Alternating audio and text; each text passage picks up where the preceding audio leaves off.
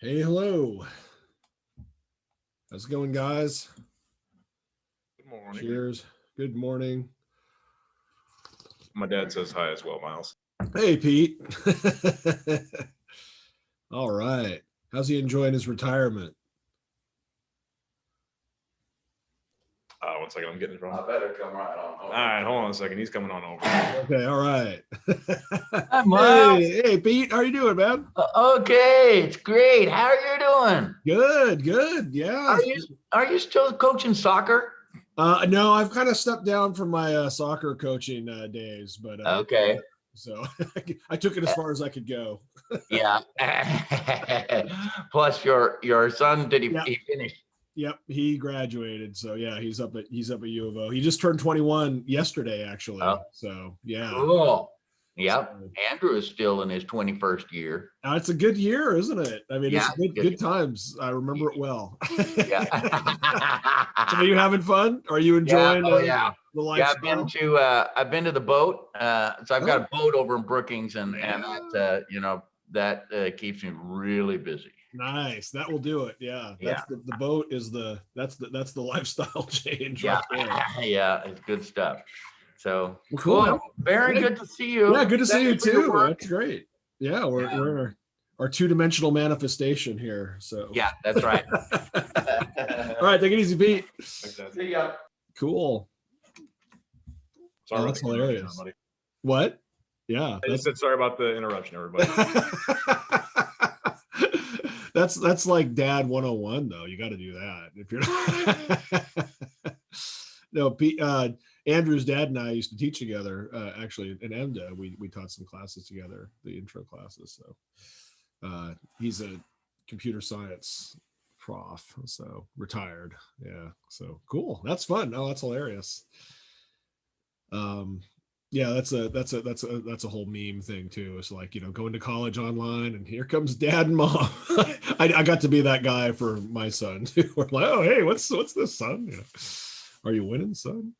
Yeah, so good stuff. Well, how's everybody doing today? It's a Thursday. It has a date. It's the 21st. That's exciting. It's good to kind of get grounded in reality. All right. Well, do people have some stuff they want to share, to show, storyboards, anything like that? And we can dive in to that if people want to start sharing some stuff. And I was going to show a few more things and kind of how to go about kind of practically making some of these ideas. So, yeah, but do people have, anyone else want to show some storyboards today? I can go ahead and share what I've got. Great. Thanks, Brooklyn. Let me see how to do this. I kind of just sketched it up in my sketchbook and then scanned it in, so I don't know if it's going to look Cool. wonky or something. That's all right. Let's see.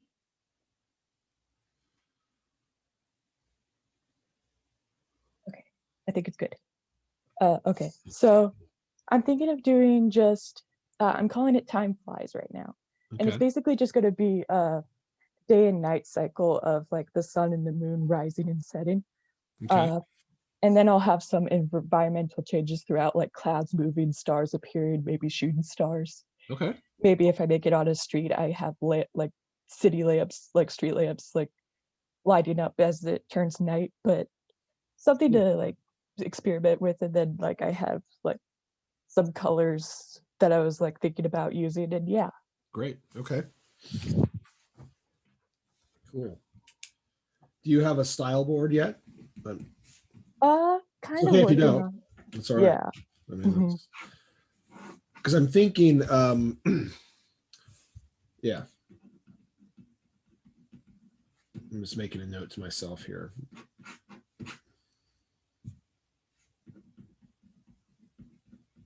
Cool. Yeah, that looks good. So how would you describe it in terms of like, do you, you've got some environmental, so yeah, I'm thinking about maybe sound. Where do we come from? Like, do we fade up from black or white, or is it a straight cut?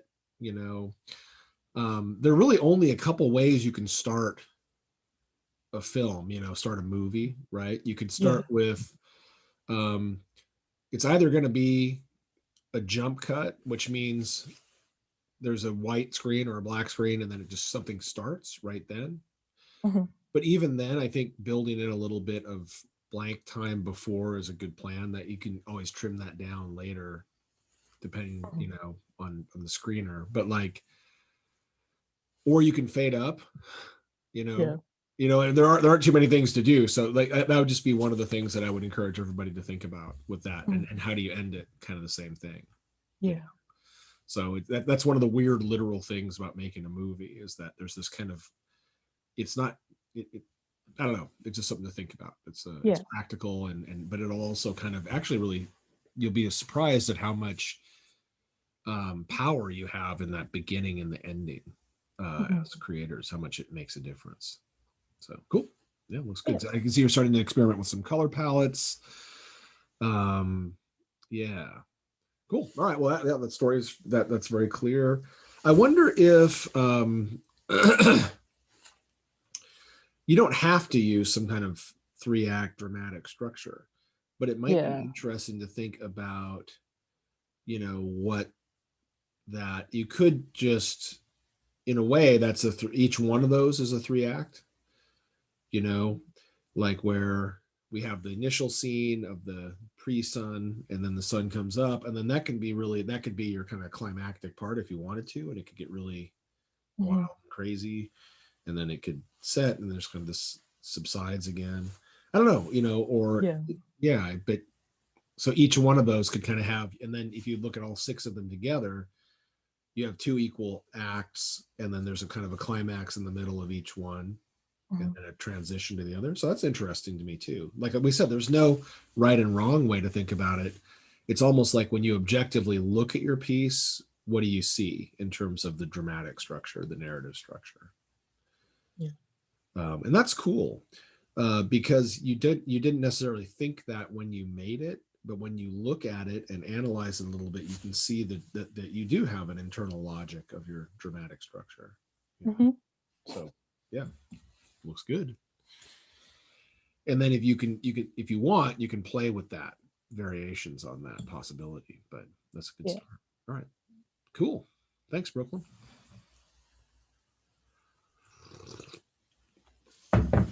All right. Who else has some stuff? I actually had a question. Yeah. So for like our final project kind of thing for this class, is it does it have to be, I know you said kind of, but does it have to be like a linear thing? Because I'm kind of thinking about making some game assets, as in like little loading screen icons. Oh, yeah, that'd be fine. Will that work? Okay. Yeah. Cool. I mean, that's actually a really good question, Andrew, because what is motion graphics, right? So like a loading screen is a motion graphic. It's not necessarily a film based motion graphic, you know, or video, but you could show it as film or video. You know what I mean? Like you can design it that way. So yeah, totally. Yeah, that would totally work. Yeah. Thanks. Yeah. And so that's what kind of what we want, is we want to get people thinking about, well, where can you use this?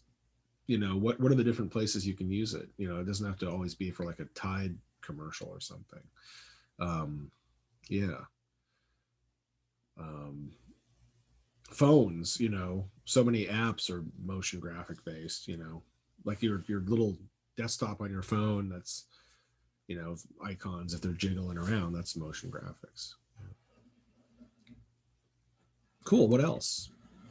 So for the final, like our final projects, like what we're storyboarding for, do we necessarily just have to use Blender, or we Nope. can use like, okay. Use whatever you want. You don't Okay, have to use Blender at all, to you can totally do it within Blender, to half and half. Yeah.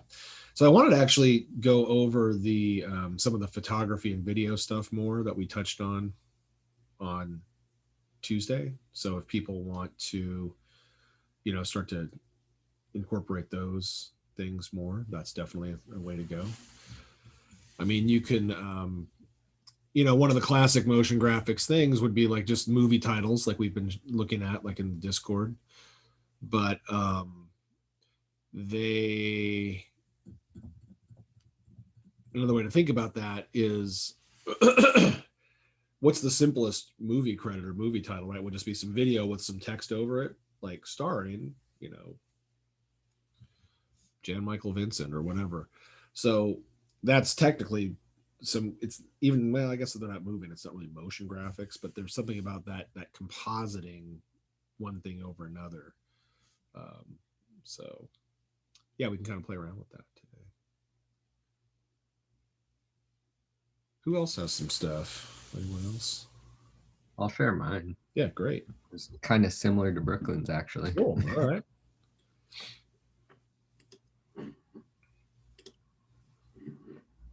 All right. Just a basic storyboard, but basically, the sun's up, and then the sun starts to set, and the mountain turns into these like jaws. Oh, cool. And then it eats the sun.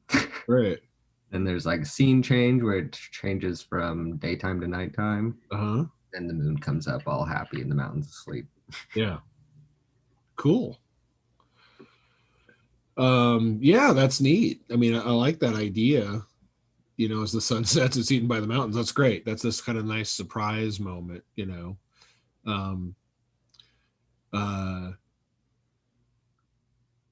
Yeah, and I wonder if there's a potential there for doing something with the ending, you know, like that's a really great, like, climactic kind of moment of that, the mountain eating the sun.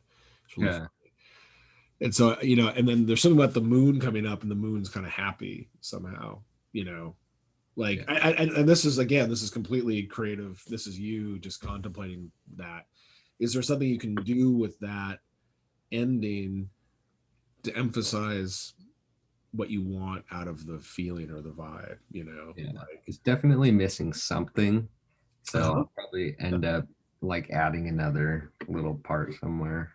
Well, I think it's like, it maybe, it's like oftentimes with these types of issues, like in the narrative or the story, it's usually doing less sometimes, you know. Okay. I don't think it's necessarily doing less than this, but or it's like it's not like a adding too much. It might just be making a decision about like what the character does or how they do it, you know, or so it could still end that way essentially. But I don't know, like when I'm doing this, I like to think about it, just kind of run it through my mind several times. I'll be like, okay, so sun comes out or it goes down, and then what, you know, and then like here comes the moon, ha ha, or whatever, you know, like it laughs or something, or it something to kind of end it, you know. So what's exactly, they can high five. There you go. It's like a conspiracy, because you're creating these characters, and so all of a sudden you've created this world with all these possibilities.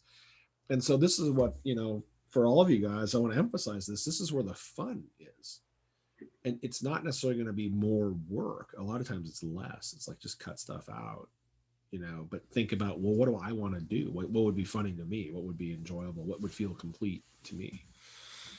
So yeah, but that's great. I mean, I think that's you've got it to a really interesting point. And now you can really try some stuff out. You know, you could even just squiggle out a few more quick storyboards. Now that you guys have seen, it's like 30 seconds, you know. Yeah. You have to let yourself just start working with it and see what you come up with. Definitely. Cool. Yeah, looks good, Kai. Do you have a style board? I do not. Okay. We'll talk more about that. So we'll talk about how we can kind of go into that, start making something, and we can develop a style board kind of out of that, and cool. Prototyping. All right, cool.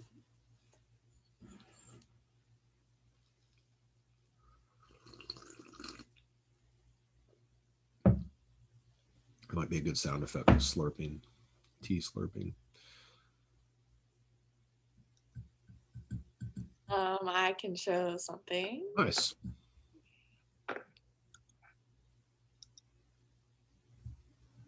Okay. So my idea was to make kind of a logo animated transition type thing. Okay. And so I do a lot of photography, so I was gonna have like a Polaroid camera slide into frame and then have it land, and then Okay. have a flash like take over the screen, and then like it's taking a photo, and then have the photo start printing, and then we kind of follow the picture down as it kind of slides up, and then yeah, follow it down, and then the image starts to fade in, and then it fades into the logo, and then so the logo's there, and then the frame of the Polaroid photo turns into the circle around the logo. Cool. Cool. Looks great. So we have Act 1, enter the camera, our hero. Act 2, the photo develops, right? Takes a photo and the photo develops. Act 3, the transition into the logo. Great, right? Like that's a really nice structure. That's, makes sense. I think the timing is going to be really important. I think, having this be nice and tight. And like we said, generally taking less time is better than more time with this. So like, don't be afraid to tighten it up. Yeah. And I don't know if we've talked yet about the idea of an animatic. Have we talked about that in here yet? I don't think we did. I don't So think an animatic is a way to start to work with timing out a story visually. So where you work in an animatic, the simplest definition of it is just a video with stills, with your storyboard stills put into it, but they're held for the durations of that shot or that scene. So you could start to animatic this, and work on the timing before you even start to think about the animation, doing the actual functional animation. Yeah. Okay. Now the animation design of this, I think, will be interesting because, with this, you could say, well, and this is true for the other ones we've looked at today too, like with the sun and the moon, is how are we going to make this? We have so many choices about how we're going to approach this. We could draw it out entirely by hand. We could make it with three-dimensional shapes. We can make it with three-dimensional shapes that are flat, which is like what South Park does. They technically use 3D software, though that show is a 2D show. Like, right, the look is it's a 2D show, but like you can use 3D shapes, as we've kind of started to look at, or you could do it with drawn 2D graphics and things like that, or you can do it with photography, et cetera, et cetera, et cetera. So we'll talk about kind of the animation design. So like if you think about animated logos, like this Polaroid camera, if you had a flat graphic illustration of this camera, think about like an icon on your phone, like something like the Instagram icon. I don't think I have Instagram on my phone anymore. I'm just looking at, so any of these icons on your phone,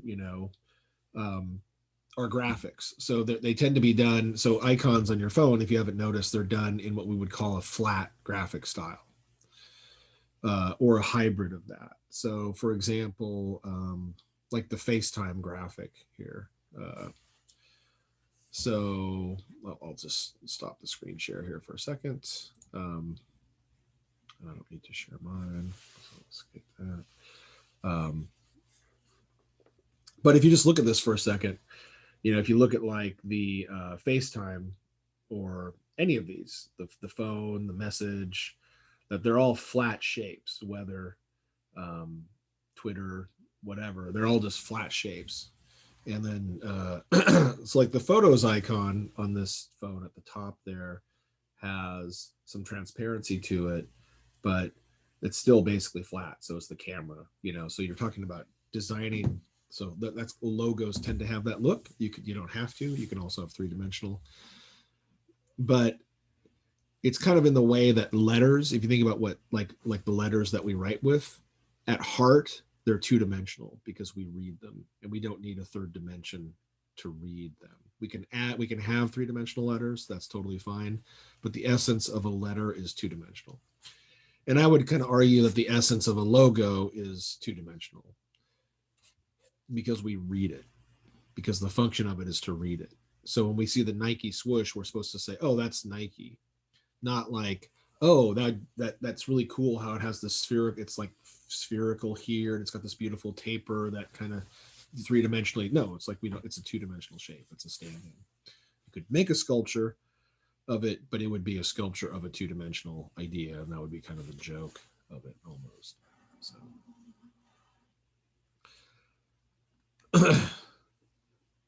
So where was I going with that? Anyway, with animation design, with motion graphic design, so you can have a two-dimensional thing slide around. It could be part of a three-dimensional space, but it's still basically in essence a two-dimensional object, kind of like we were looking at on Tuesday. So we'll talk more about that. And we'll look at how to bring in things from different styles into something like a Blender to composite them. And whether you use Blender or After Effects or anything, we're just compositing is the act of bringing things from different sources together into one thing and making a new thing out of it. All right, who's next? I can show mine. Great, Tessa.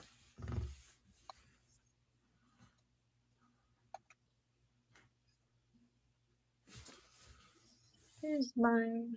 Okay. I can zoom in a little bit if you want me to. Go for it. Wrong button.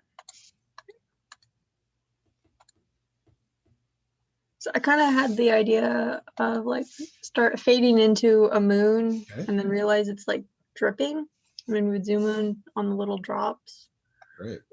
And see them splash in water and then zoom out and discover that they're filling up a little pond to make a little waterfall. Lovely. Lovely. Okay. And those are my colors I was thinking of. Cool. It would kind of be like a flipbook sketchbook idea. So like still images moving really fast. Yeah. Cool. Great.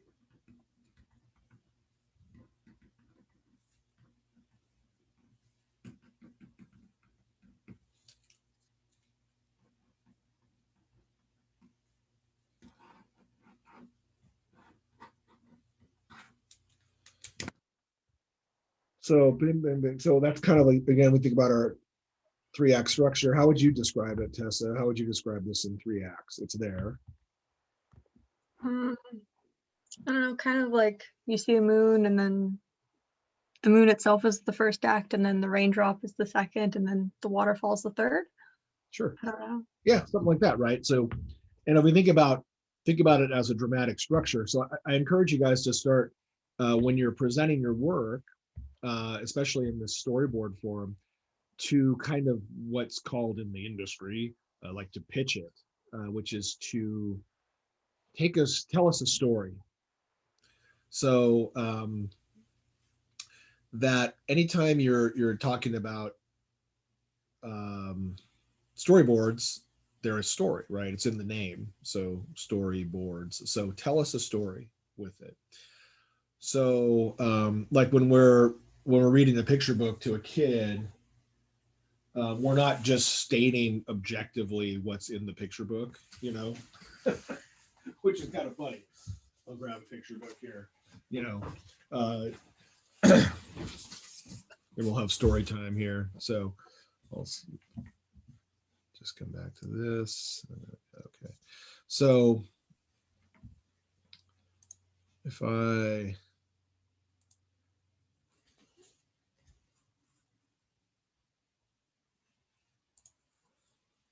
whoops. All right, so I've got this book here.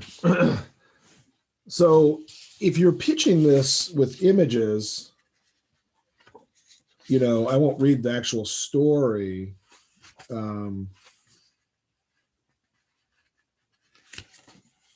It could be like our hero, the pig, we open up with a shot of our hero, the pig, in his hometown where he's hanging out with his brothers and sisters, and his mom is calling him in to have a birthday party, you know. So you're telling us a story. What we don't want to do necessarily is say like, okay, there's a pig, there's a house, there's some other pigs, there's a thing, there's a birthday cake. You know, it's like just saying what the stuff is. So tell us a story with it. And this is for everybody. I mean, you know, is like go, you know, and then this happens. And we're like, oh my God, I don't believe it. And then it goes to here. And we're like, what? You know, so and then it's cool because with these were like 10-second pieces with just three basic developments, you know, there's a story there. So Tessa, go ahead and share yours again. And then you're also kind of highlighting like what's kind of what the highlights are, I guess, of it. So with this, we might say, you know, we open up on a moon, you know, on a beautiful winter's night or something. And then we can see the moon, we fade up, and as we see the moon starts to drip. And we get a close-up of this dripping, like coming off of the moon. And then this is where you can get kind of subjective about this. You can start to say like, well, you know, what does it mean that this is dripping? You don't have to literally get into that, but more like, how is it dripping? Is it dripping fast? Is it dripping slow? Is it sensual? Is it scary? Is it, you know, what's the vibe of it, you know? And then we get a close-up of a single drop, and the drop goes down, and then it splashes with a close-up. So we have this cool splash. And then as we pull back, we get a sudden pullback, and we're like, oh, it's a beautiful mountain scene, and, you know, crickets and whatever. Cool, right? Then we're like, that's a great story. You know, that's a neat piece. You're painting that picture in our head. Nice. Yeah, very cool. Thank you. Looks good. Oh, and then I think for this one too, I think this is a good, I'm sorry, Tessa, go ahead and bring that up again one more time. This would be a good place for us to start to talk about animation design. So if we were to make a still image, like we looked at that's basically what a style board is, right? It's a still image that's kind of done in the finished look and feel of it. We'd say, okay, cool, that's what it looks like. But with animation design, our question is, what is moving and how is it moving? How is it going to move? How are we going to make it move? So if you think about traditional animation, you know, like let's say Snow White by Walt Disney or something, some kind of 2D animation back in the day before computers, you had stuff that moved and stuff that didn't, right? So like the background of something would be static, and then the animated characters would be moving. So with this, you can think about the same thing. So what in doing your animation design, like in the final scene, that's basically going to more or less be a still, I would imagine, right? Mm-hmm. But there might be little parts of it that are moving, like the waterfall, or the trees might be rustling, or the stars or the clouds the stars might twinkle, or the clouds might move. But that's stuff you have to kind of figure out. And then you can start to design your animation production kind of accordingly from that. You know, the first ones are pretty straightforward, but that last one I thought would be an interesting way to get us thinking about animation design. Mm-hmm. So nice. So if you're working in something like Photoshop or Procreate and you've got layers, you can start to organize your composition so that the layers give you the flexibility to move them or to do interesting animated things with them. So layers are your friend there, because once you've got things on layers, you can do all kinds of crazy stuff with them. Mm-hmm. So cool. All right. Thanks, Tessa. No problem.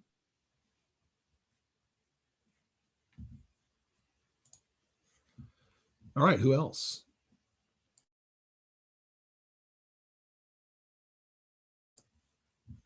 I have a couple that I'm working on a little bit. I'm trying to make it more visible. I, for some idiot reason, chose to do them in like this weird bright orange. So hey, I love it. I like bright. Just give me a second. I'll try and make them a darker shade.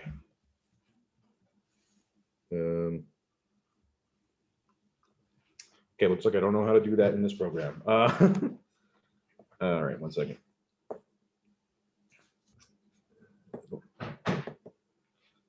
So, like I was saying before, I kind of want to do a some like loading screen icons. Okay. So let's see. I wanted to start with you have this. Oh man, you have this circle, and these 4 lines come from off screen, and they come around the circle Oh, okay.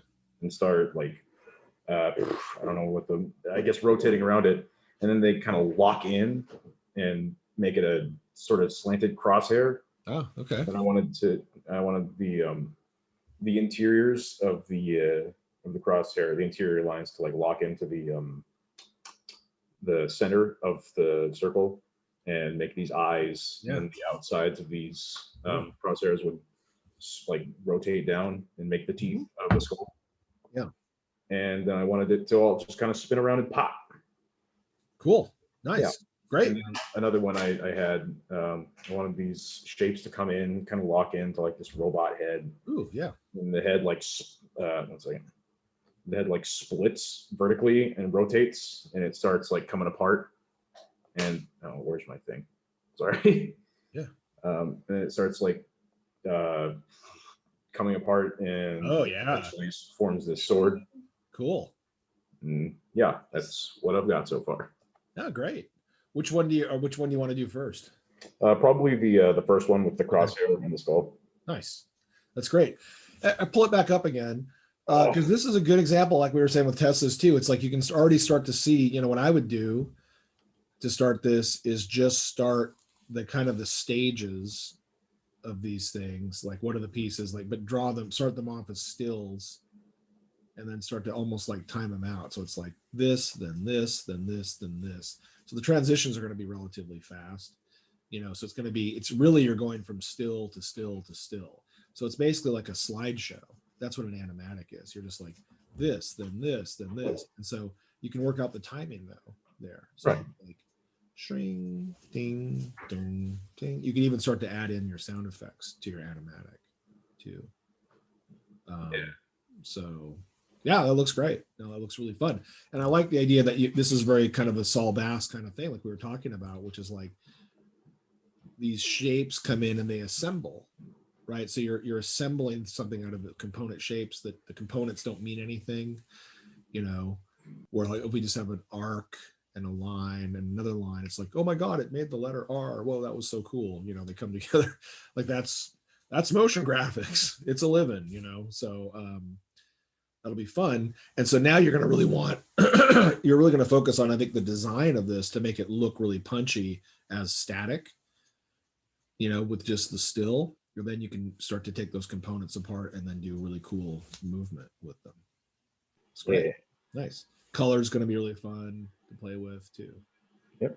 Yeah, right on. All right. Thank you. Nice. All righty. What else do we got?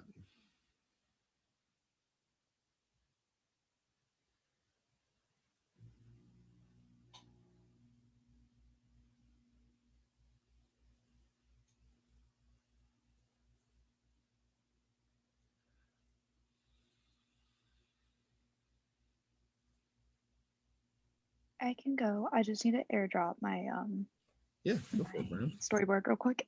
Cool.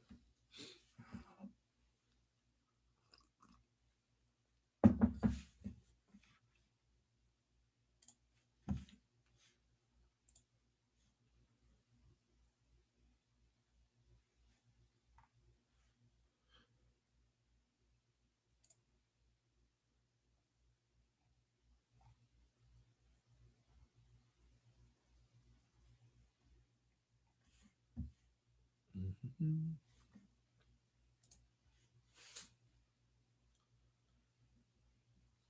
Oh, has anyone gone insane yet? This is long ago, Miles. Okay, ago. all right.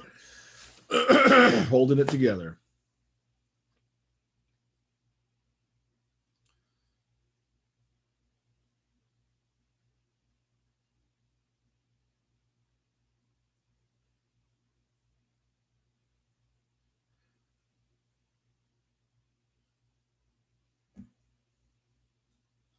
Yeah, but this animation design stuff is fun when you start to think about it.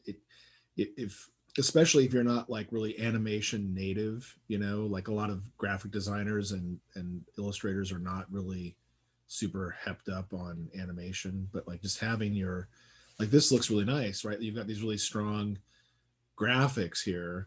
And then it's like, oh, once you have this, it's easy to animate it. You know, once you have your look, it'll be not easy. It's not easy at all. I'm a liar, but it's you can kind of it becomes more like doable, you know, if you've got strong kind of senses of what the keyframes are. All right, Brand, take us away. Yeah, so this is my screen showing up? Yep, you're good. Okay. This is a logo I did a while ago. And I've just been wanting to animate some of the logos that I have because it's a good way to get into motion graphics. So there's a paintbrush, and I just thought it had the paint splatter. Looking at a lot of examples, I've seen that's a pretty big trend right now. Okay. So for it to spell out the Rose City, and then kind of drag along the bottom and do the bottom type, and then place the paintbrush here, and then have it like melt into the rose, kind of.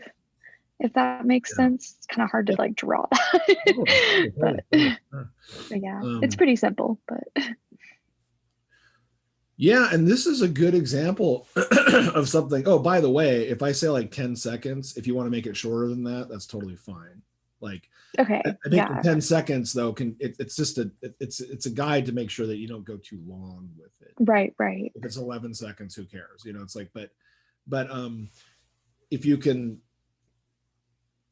yeah, because I could see this happening really fast. It could just be like boom, bap, you know, like that. So that's like 5 seconds, you know, if that. Yeah. It's like red and then boom, you know, or it could be slower, you know, but that's a good thing to work out in advance before you spend too much time animating. Because if it's too slow, you're going to hate it. You know, it's going to really be annoying. Right. Especially for a motion graphic, you know. So like I said, err on the side of making it too fast. Then you can kind of lengthen it out a little bit if you need to. But and this will be fun because you'll see that there doesn't have to be that much drawing in it. You don't have to draw that many frames really. Right. It's really about the holds and about the change happening fast. So it's like swipe, boom, you know, or whatever. Yeah. And that kind of that broad gesture stands in for that's what's really selling us almost more than the movement. The movement accents the broad gesture. Yeah. Cool. Yeah, I love it. I mean, that's such a great idea to take something that you're doing as a designer, as a logo designer, as an illustrator, and then to animate it. That's a great place to. So you're starting with a really clear end, and this is what we were saying. Yeah, I figure it's practical for me to use for like stuff. So. So for those of you out, you know, who are doing more organic stuff or more narrative stuff, you can kind of think the same way. You know, it's obvious with a logo design like that, but like Tessa's with like the end scene of the waterfall is kind of like the logo, right? That's kind of like our end goal. So you can start off having a really clear idea of what that's going to look like, and then it comes, you know. And so it's almost like changing without hardly any animation would get you to that point if you edit it well. It's like, you know, moon, ding, ding, ding, ding, ding, drip, drip, drip, drip, drip, drip, bong, you know, and then here's our conclusion, the landscape. Yeah, nice, Brand. Yeah, it looks good. That'll be fun. You can start animatic, you know, put that into an animatic. Cool. Yeah, right on. Who else?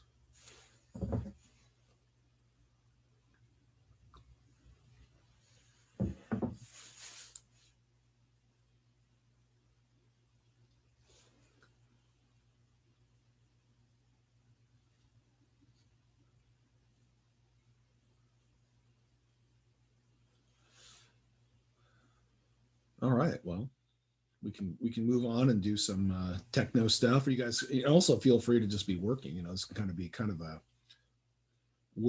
workshop kind of a vibe where you can be working on your own thing, and I can show some stuff that may be helpful. So I'll tell you what, let's jump over to our class Figma page. And I forgot to do a sign in because I'm forgetful. And let's see. Yeah, let's just take a minute here. We'll make our transition over.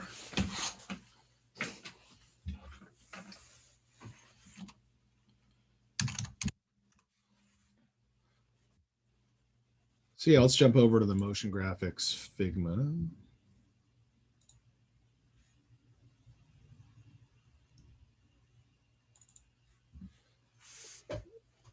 And are you seeing this, the Figma page here? Yep. Okay, cool. So we'll make that show 21.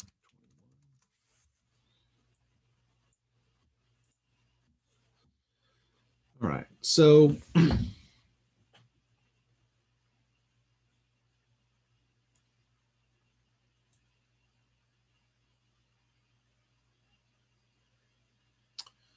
let's storyboard something out here just for this demo purposes.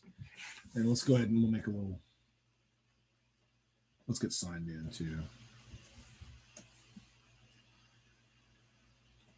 Here we go. Everyone gets a rectangle.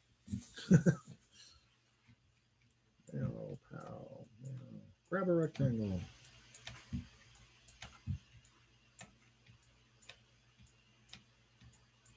Actually, as we're doing this is giving me an idea for a motion graphic. All right, I'll storyboard this. That was kind of cool.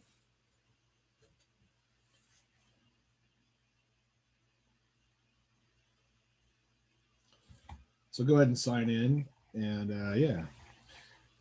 Oopsie daisy.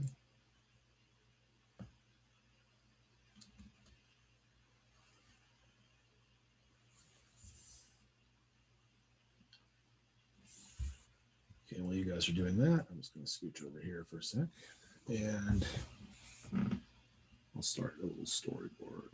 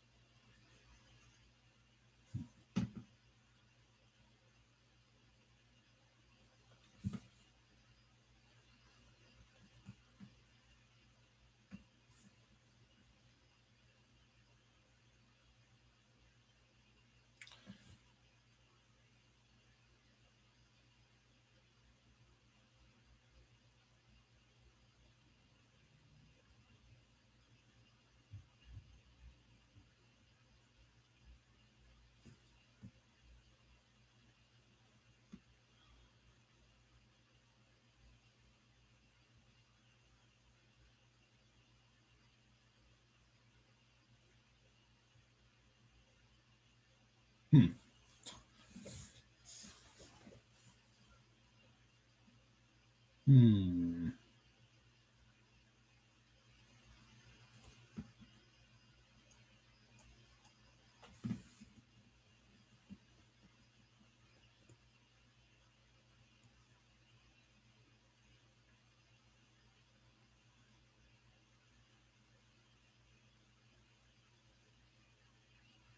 Oh, by the way, Miles, you're still screen sharing the Stillman column. Just Oh, well, it's good you guys can get caught up on your Arsenal news.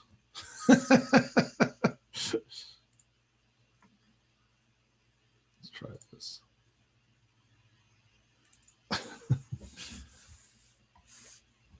Thomas Partey, he's back. I'm telling you, we're gonna have a great second half of the season. All right, probably not. Okay, so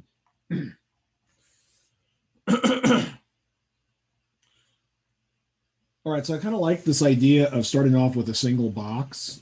If you guys, am I sharing the right screen now? And can you guys see this? Am I screen sharing properly? Yeah. All right. Yep.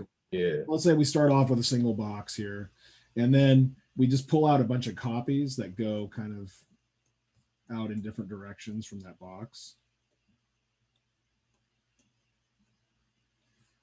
And then the box like enlarges or something. I would probably throw another, and then it just turns, and then maybe this box is its own color, and then it kind of dominates this, whatever. Now, one thought I had as I was doing this, that'd be kind of fun, that that's part of the storyboard process, which is this kind of like, oh, I wasn't thinking about that originally, is what happens if we reverse this? So if we went, oh, okay,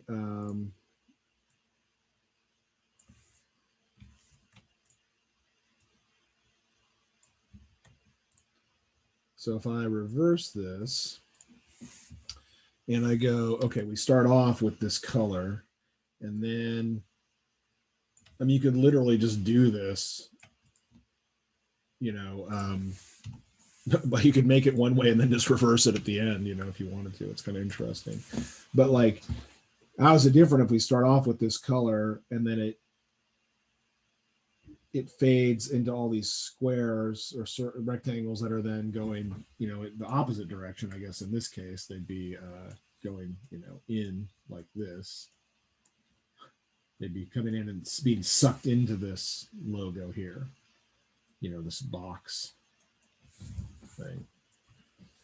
And so this is another way of thinking about motion graphics, right? So we could even have the box be a stand-in, you know, for something. Like if it was like the Nike logo, or if it were, you know, a rectangular logo, or Twitter or something, or Instagram. Like you could have these motion graphics types of things happening regardless of what that final logo looks like. You know, think about Netflix, the way it's got like the things, the different rectangles coming together. That's a good example of that. So anyway, this might be enough to get us started with some kind of fun things to play around with.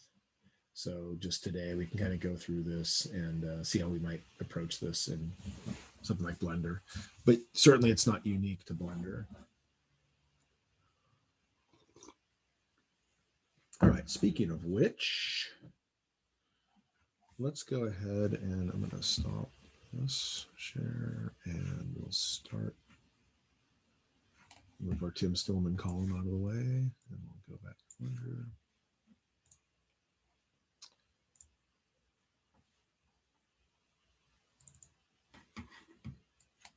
All right. This is my friend here. So I'm working. It's the 3D guy. Working on here. Rah.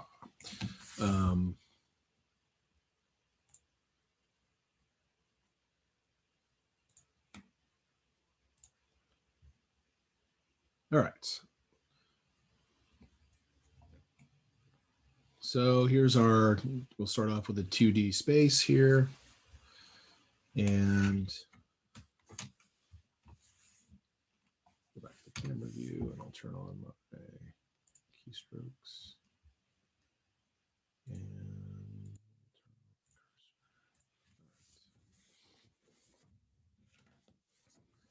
all right, so I'll start off, and instead of drawing something in draw mode, I'm going to switch to object mode.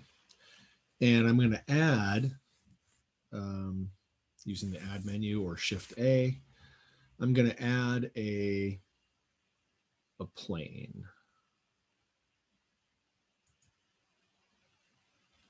All right, so I added a plane, and we can't see the plane. Why can't we see the plane?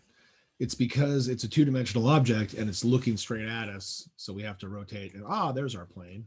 So we middle mouse click and drag and we can see our plane. It's also white, which is the same color as everything else. So I'm going to go ahead and I'm going to give it a color here. And I'm going to do that by clicking on the material icon down here, the beach ball that we used for grease pencil as well. And it doesn't have any material on it. So I'm going to make a new material and I'm just going to assign it a quick color here. All right. So since we're looking at it straight on and we can't see it, we need to rotate it. So I can rotate it several ways. I can hit R.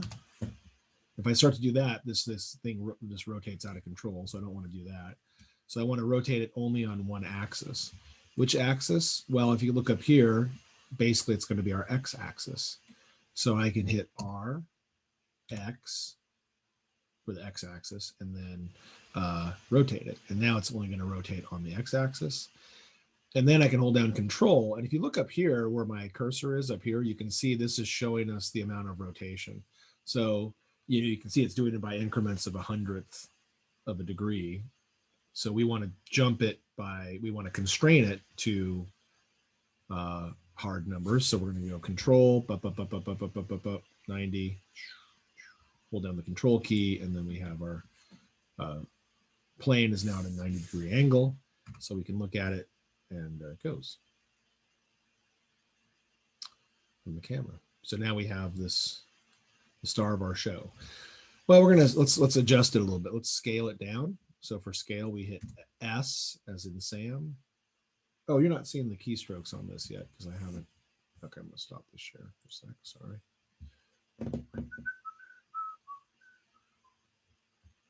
So You may have mentioned this before, but how do you get back to the camera view? yeah, That's one great. thing I've been struggling with.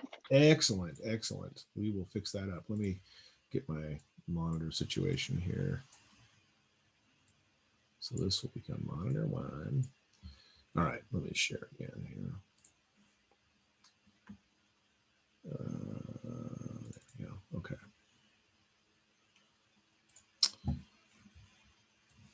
All right. Pull this over here. All right, so I'll go ahead and start it again. File, new, 2D animation. Don't save. All right, so we're by default, we're looking through the camera. And so if I middle mouse click and drag to the left, now we're looking at 3D view, and we can't, it's hard to get back to that. So we just go up here to view, cameras, active camera. And the shortcut for that is numpad 0.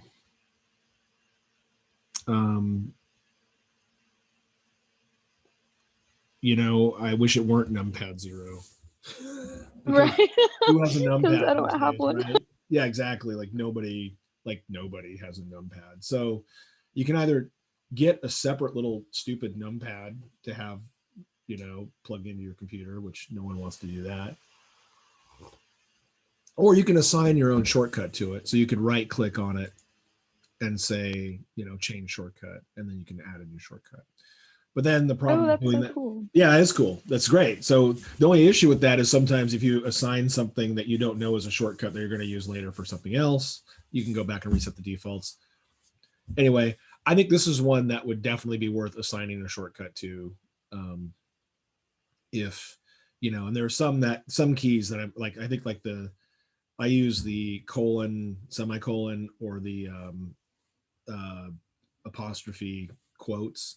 I think those are both open for shortcuts. So I have assigned, I think the quote one to, at least one of those is open to the, change the pivot point of an object, which I use a lot. But for this, this might be a good one to change it to. So you can always reset the defaults, so I'll just leave it as numpad 0. So did I change it? Shoot. What did I do here? View, cameras. Oh, I took it off. Nice one. So I'll reassign it. Here's how you assign a shortcut. Assign shortcut. Numpad 0. Did that work? Oops, let's start. Yeah, there we go. We're back. Okay, great. Thank you. All right, cool. The other way you can do it, actually, I always forget this, but this is actually the much cooler way to do it, is because I'm such a numpad 0 because that's the way I learned it. But just go over here and click on the camera button. So there's That's nice. Okay. That's way better. Yeah, that's the smart way to do it. This is horrible to go up here and go view can't. That's no one wants to do that. That sucks. So this is fine. This is a shortcut. That's good. Okay, cool. Let me erase my dot there. Okay. So yeah, so that's how you do that. Other questions about the interface? That's a great question, Brand. I'm glad you asked that, because like these are the kinds of things that drive you crazy, you know, when you're actually trying to make stuff. So if you get one of those questions comes up for you right now as I'm going through stuff, or as you're working on your own stuff, you know, as you guys are kind of scribbling away on your own thing, ask it, you know, because odds are someone else is like, oh yeah. I noticed that in our 202 class where we're yesterday, if some of you guys are in there, but like I had a lot of questions about what David Bethel was talking about, because I'm like, damn, I don't do this stuff all the time. So let me take advantage of having this guy here who knows what he's talking about to actually flesh out my understanding of it. Not that I'm that guy. No, I'm supposed to be, but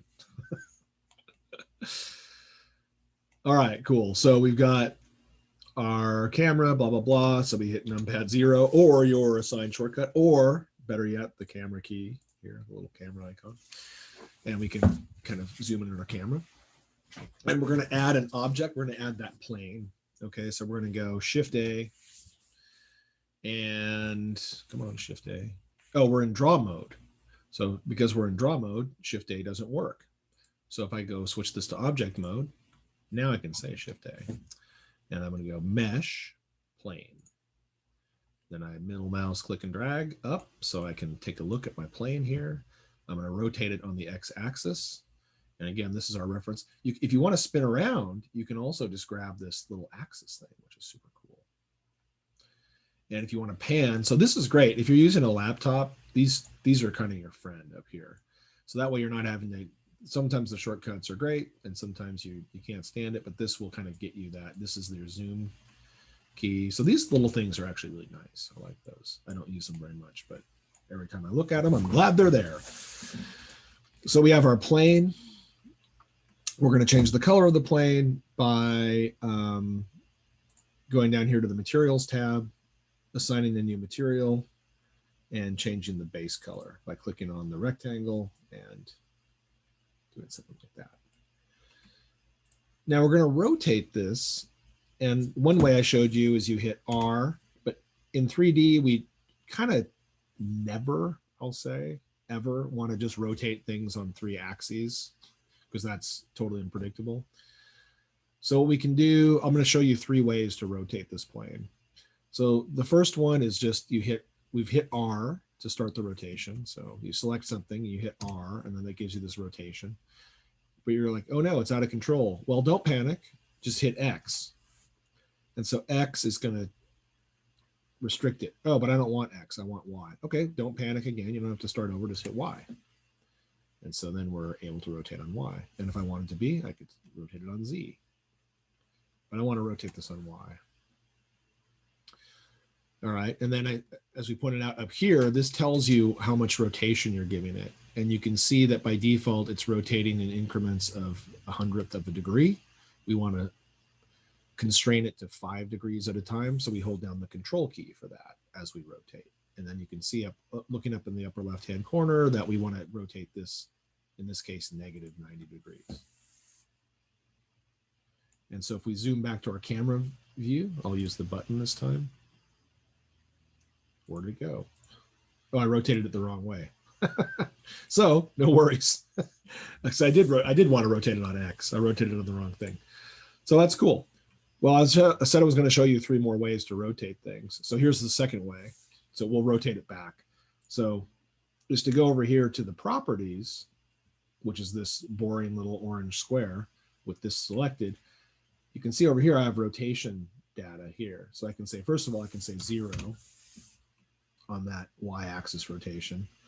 And then I can add 90 on X. And then I go to the camera. And there we go.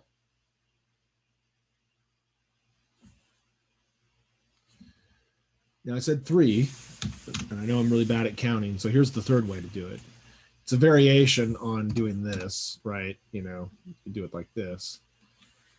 But if you kind of know what you're after, you could also just hit it, select it, hit R, X, just like we did to manually rotate it, and just then type in 90. You type in a value. So if I wanted to move this like 3 squares to the right, I could say G for grab, X for the axis I want to move it on, and 3.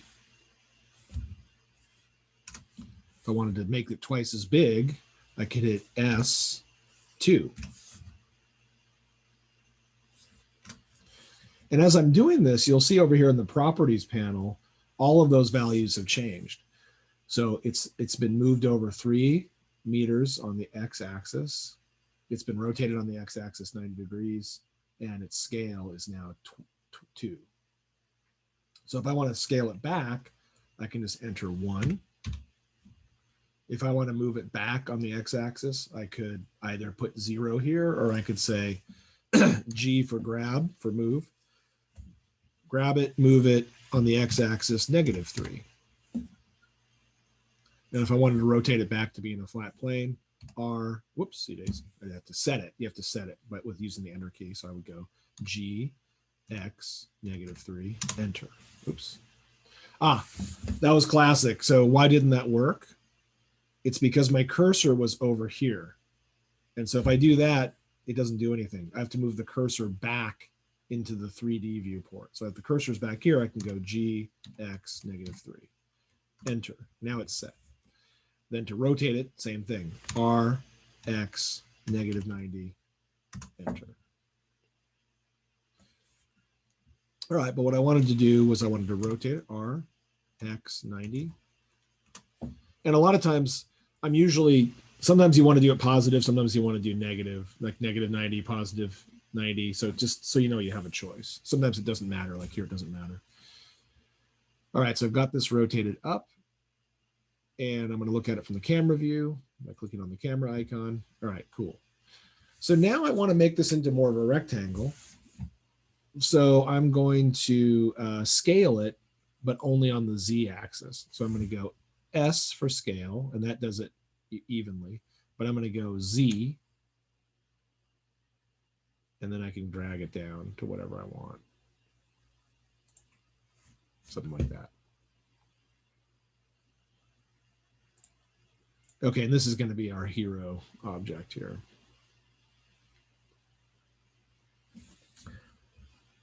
All right, so now, if I look back over in the properties panel, I'm going to have a lot of weird values here. I've got a 90-degree rotation on X. I've got a value of 0.39 on Y. And again, you can scale these things just by clicking and dragging over here and sliding back and forth. So, you know, you can do things here too. That's cool. So what I want is once I kind of make my decision, I need to set this. I need to apply this. This is called applying the transformation. And so I can make an annotation here. So remember to apply your transformation. And applying the transformation is good because what'll happen is because you're going to be doing lots of different calculations, like when you start animating and changing things. And so if you have numbers here that are not uniform, you can get a lot of unpredictable results that will be buggy, basically. So we want to avoid that. So we need to apply the transformation. And we apply the transformation with, I think it's Control A.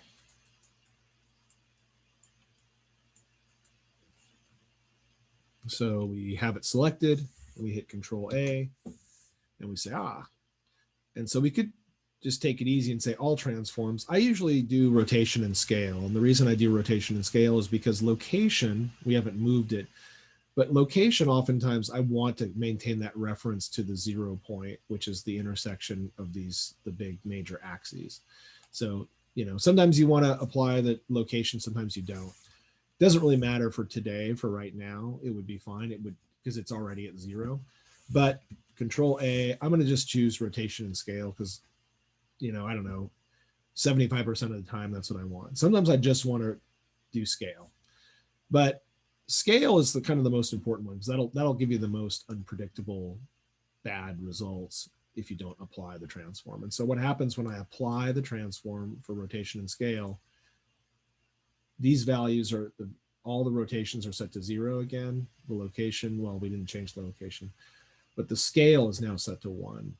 So now we have, this is our new 1 scale. So if I hit S2, it's going to scale up. This is the 1. This is the normalized scale.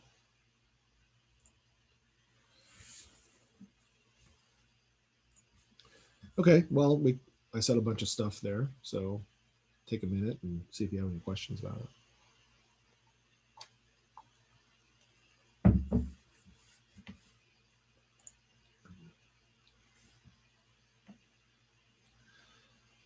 So since a lot of you guys are working with shapes, this will probably be the way that you start to maybe design some of your animation. So, all right, cool. All right, well, I'll keep going. All right. So we're making, let's say, a 10-second animation. So that's going to say 240 frames. So I'll set the length of the animation to 240.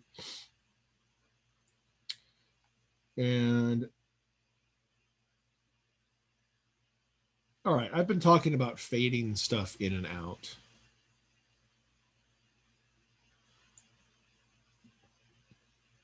So how can we fade this in and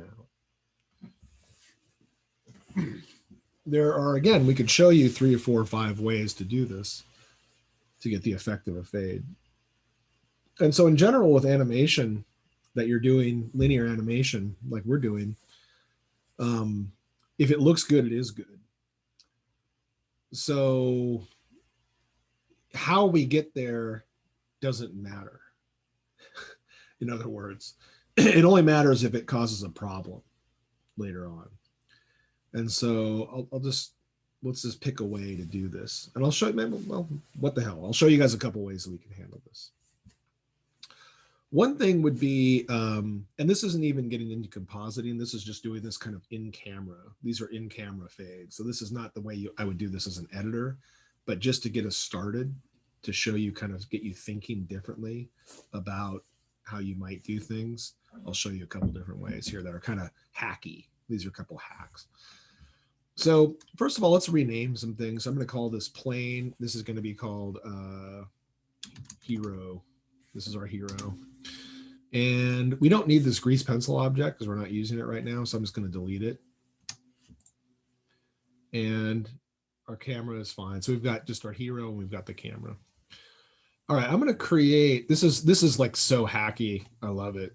I'm going to make a plane that's basically the size of the camera's view, and it's just going to block that out, and we're going to fade it in and out. So super hack. Like I said, not the way that I would do this, necessarily as a filmmaker, editor, and all that, but just today, and you don't have to use it just to do fade ins and outs. You can use this for other things too. But here's the technique. So we'll go add. We're going to add another plane. We're going to call this one fade plane. And we're going to rotate it on X 90 degrees. And then we're going to move it closer to the camera. So we're going to go G and Y and slide it up so it just kind of takes over the camera there. And so if I look at this through our camera view again, by clicking on the camera, there we go. So I'm going to make it a little bigger. I'm going to scale it on Y. No, scale it on X. So it just gets bigger. I'm not going to try to make it precise because I don't really care. That's fine. All right. So now, I could already do some kind of interesting, fun things with this as far as transitions, right? Like I could go, okay, let's say I could maybe kind of make up my own zoom effect, like fade in. So instead of fading in, I could do like a wipe. I could say, well, just by animating this property, let's do a fade. Let's do some kind of weird transition. Let's go. I'm going to set a scale key. Actually, before I set the scale key, I am going to adjust this to make it more to fit the. So I'm going to go S Z. That way it'll be a little more predictable. S X. So I don't have to get it precise. I just want it to be around the same size, like that. And so now I'm going to insert a scale key. And the way we insert our keys is I scale. Oh, I have to have something selected. I scale. Okay. And and we're down here in the grease pencil. We want to be in the dope sheet. Okay. So that then our keys show up. And I'm going to go make this pretty short. Let's say like 7 frames. I have no idea if that looks good, but this is the timing. And now I'm going to set another scale key, and I'm going to scale this down to, and I'll just scale it down to 0 over here. It might not let me at 0. It might. Yeah, it's letting me do it. Okay. And I just click these little diamonds over here to make sure there's a key, and then the key shows up. So now when I play this, we have this kind of a transition, right? So now we've got something going, whoop, hey, there's something here. You know. And just like we showed yesterday, I could hold these. And so we create the hold key. So we go shift duplicate or shift D to duplicate. So if I want to hold this all the way down to here, and then I want to zip back out, you know, then I could duplicate these, shift D down here. And so now we would have this 10 seconds of, you know, zip. And then while this great stuff's happening, isn't it amazing? And then, you know, then it zooms back out. And so if I hold this out a little bit longer, you can see that. So it's just because it was distracting because it looped back. So I'll start at frame 200 here. And so we're like, wow, this is an amazing adventure. And it's over. You know, now it starts again. So, all right. So I'm not going to do all that. So what else can we do? Well, we could also animate the material itself. So let's assign this a new material. Let's say we wanted to start from black or from blue for that matter. It doesn't really matter. We'll assign a new material. And I'm going to call this M for material fade in.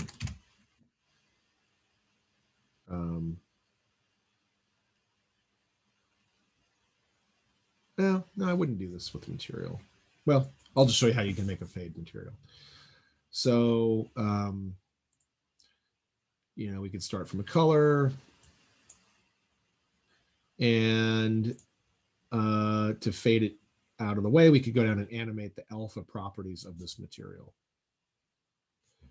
So, same thing. To set a key, we go to the alpha property. Alpha is transparency. Set a key by clicking on the little dot to the right. And we want to fade that out over, let's say 10 frames. Zero that out and set a key. And all right. Now the reason, why is that not working? I think we also have to change our, if we scroll down a little bit more under settings here, there is a blend mode, and we need to change this from opaque to alpha clip, right? Yeah, but not alpha clip. We want to have alpha blend. There we go. So now it'll actually fade. That's an easy one to forget. So it's just right down under here. If your alpha isn't working, you've got to go and set it to alpha blend. Now the shadow mode is left at opaque, but we can talk about that later. That we're not worried about that right now. That's when you're using lights. So now we have a fade.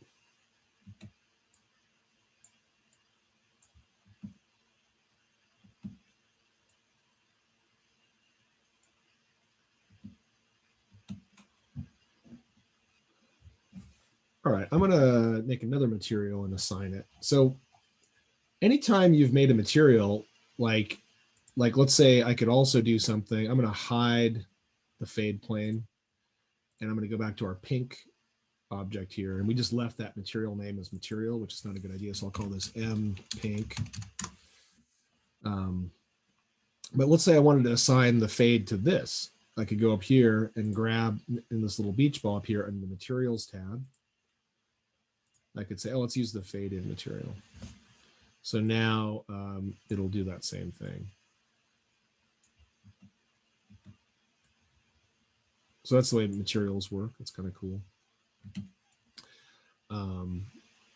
But the thing about the drawback to doing a material fade is that it's not very flexible. Like you have to go back and like adjust the material, which is kind of weird. And it's the same for everything. So let's try something different. But just wanted to show you that now that's part of our material library here. I'm going to assign the pink material back to it. Well, Saul Bass did something like let's see how we can animate visibility. So let's say I don't want this to be here on frame 1, but I want it to show up on frame 20. I could go here to the, let's see if I can get the properties here. So select this, doesn't give us the properties. Insert a location key.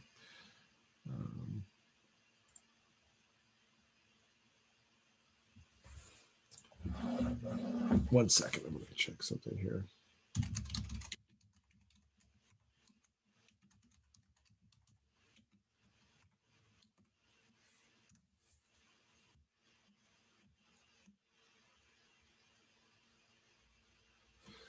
We should be able to do this over here.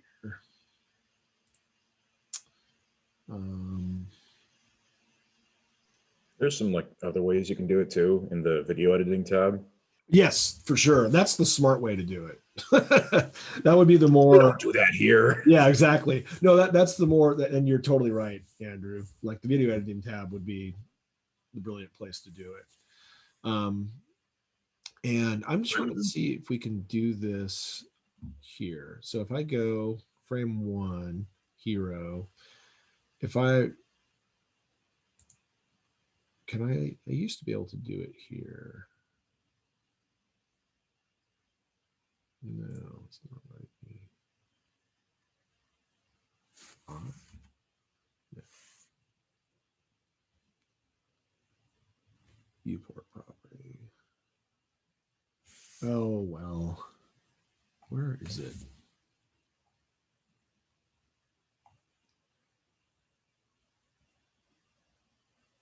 Huh. Used to be.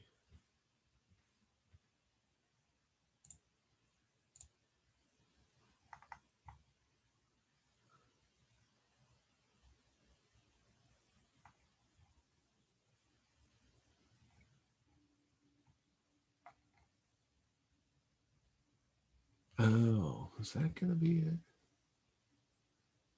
Hero.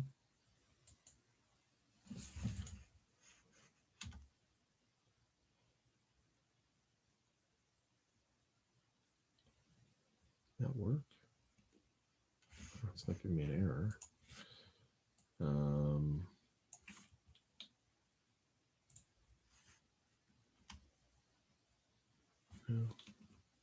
Oh yeah, there it is. Now it's.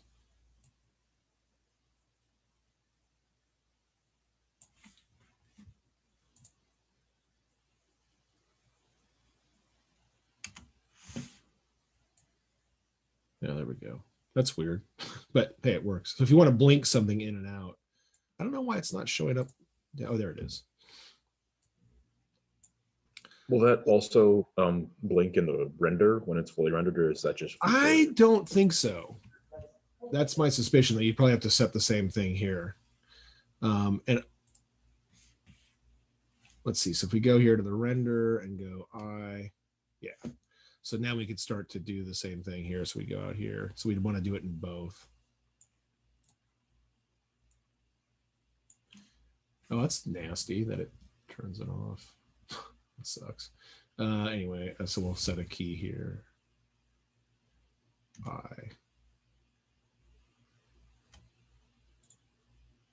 there we go.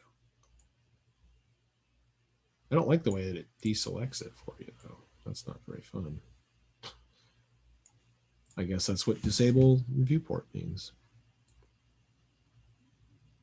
Have you tried just like animating the alpha properties of the material itself? Yeah, definitely can do that. So that's the way to do it. I was trying to avoid that because that's specific to the material, which I find kind of weird. And I know there's a way to do it with the object itself. There has to be. So I'm just spacing out how to do it, but that's cool. Whatever. So that's the way to do a blink. A way to do a blink. But yeah, you're right, Andrew. I think the way that I would, probably handle fade ins and fade outs for real would be in the video editor. But just to show that you can, like the fade plane, we did that with the material by animating the alpha property of the material. So to get that kind of a fade, then we can have this thing blink in, or we blink out. So I would change this. Let's say swap these around.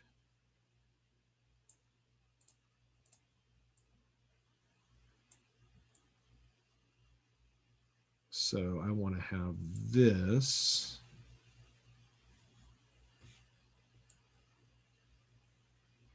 I want to switch these.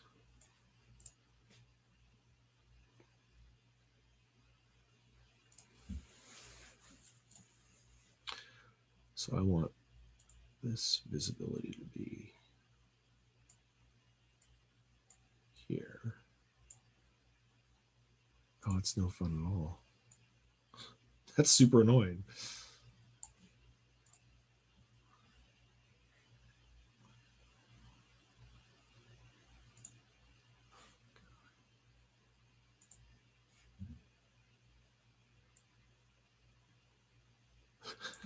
That's hideous. I hate that. All right, well.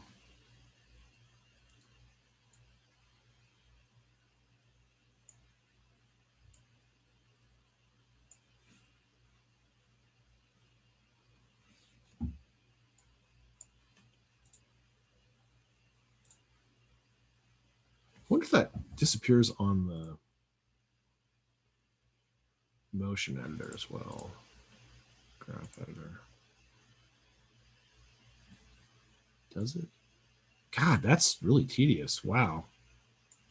That's super not cool. Because it shouldn't disable it.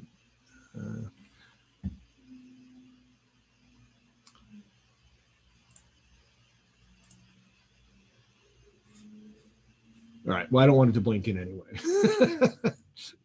So I'll just delete these keys here.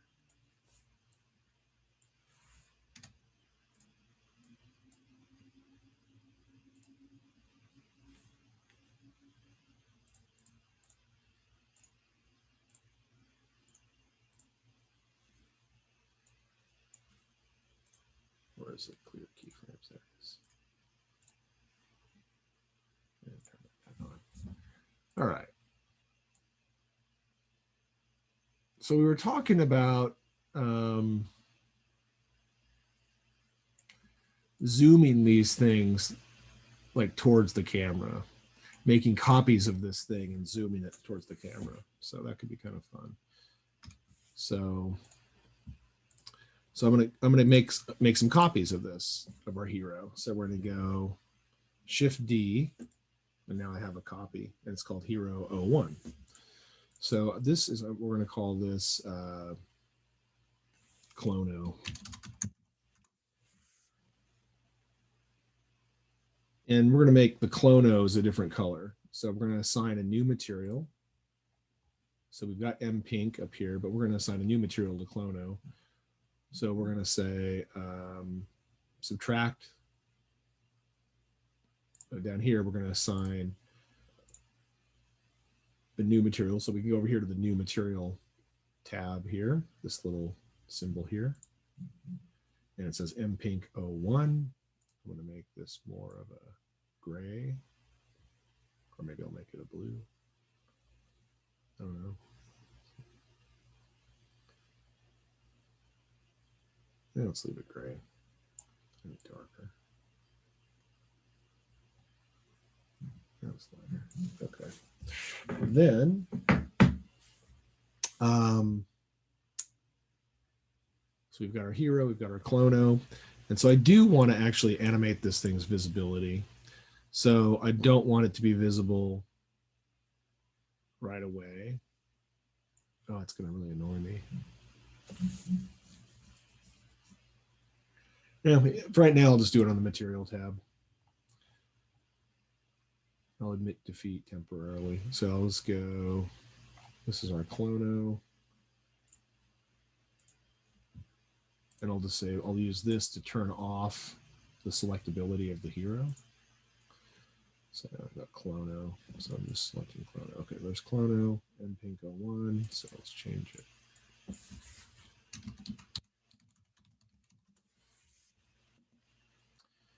And I'll set some alpha keys here. So at frame 1, it's alpha 0. And on frame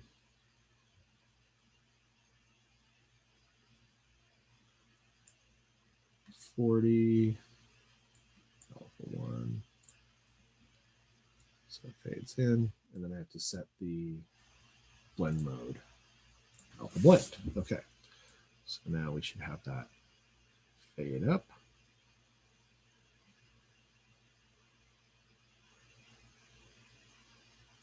And I don't want it to fade up from the beginning. I want to actually keep it invisible. I don't want it to start fading up like that. I actually want to take this. Let's move it over here. And let's take this first key, duplicate it. Oops.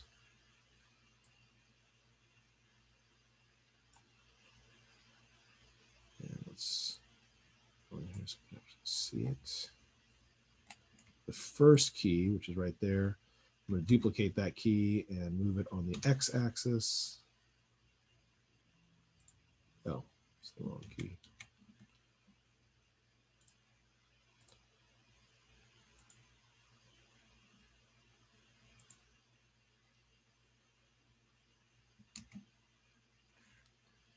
Huh, it's not letting me do it there. Okay, I just have to do it up here. Let's do it manually.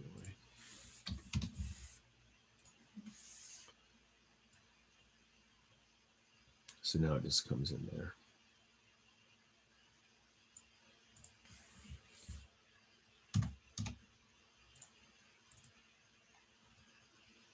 So it should stay blank and then zip in. Cool. So once it does that,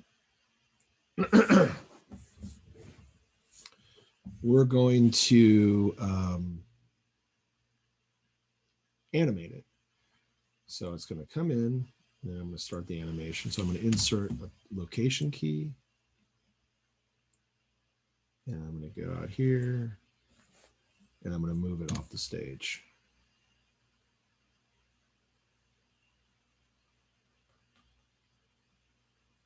Something like that. And I'm also going to move it closer to the camera, actually. So let's go back to the camera. So instead of moving it, let's move it on the Y so it comes towards the camera. So we'll go G, G, Y. So when it's going to end up out here.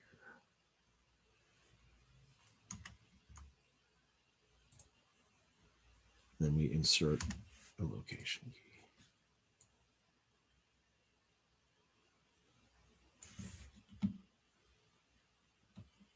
So we get something like that.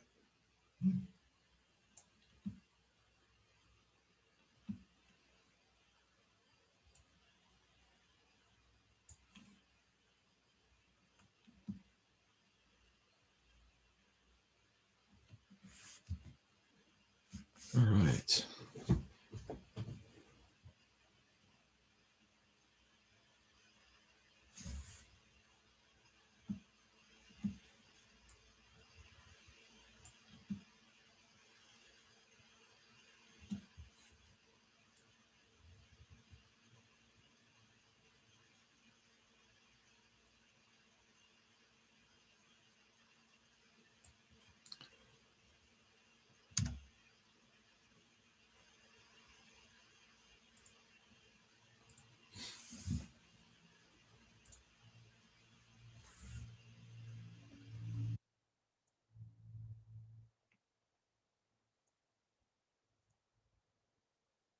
I'm going to duplicate that with its animation.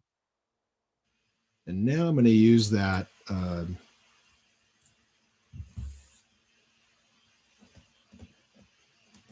going to go to this, our copy, we made clone 001.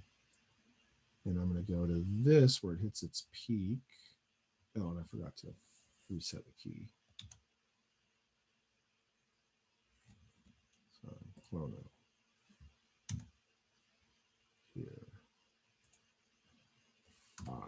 Location. Okay, so this is going to go over here.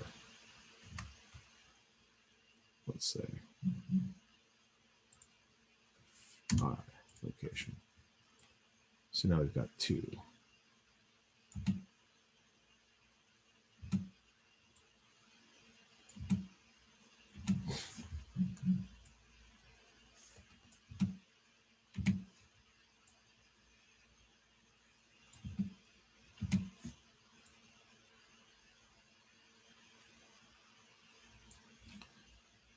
Duplicate this one.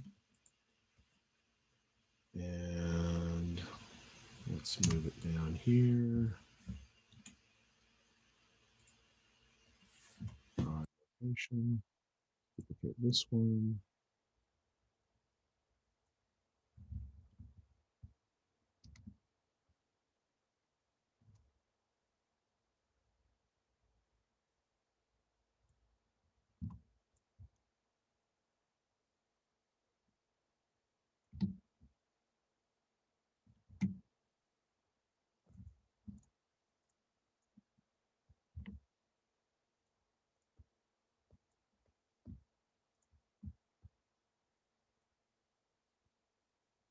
So if we want to change the timing of these, we can drag them all together.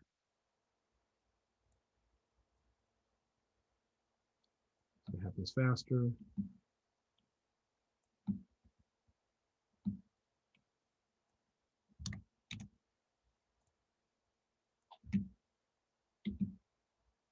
Oh, I don't like that. So now we're back to the motion graph.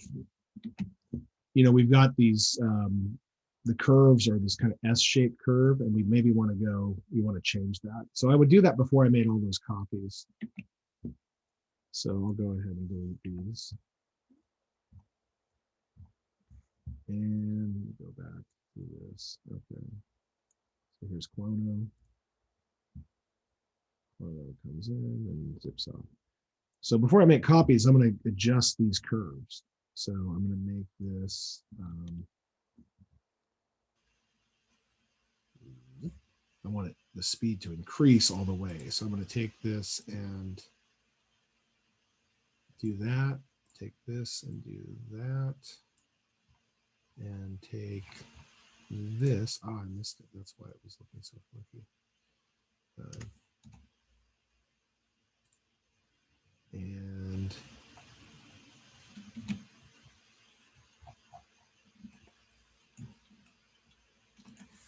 view frame all.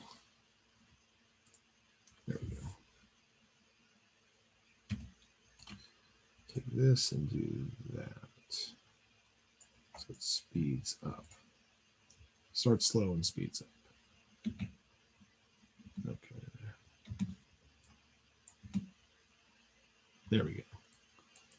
So kind of zip into place. And then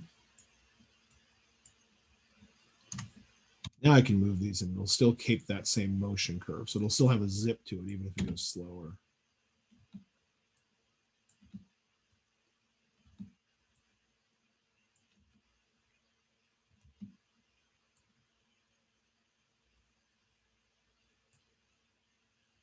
Okay, I can also change the scale. So let's see, it started here. So we go S.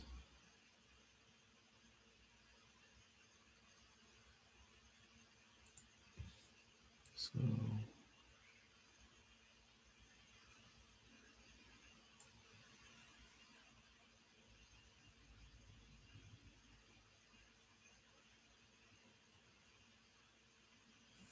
Insert a scale key.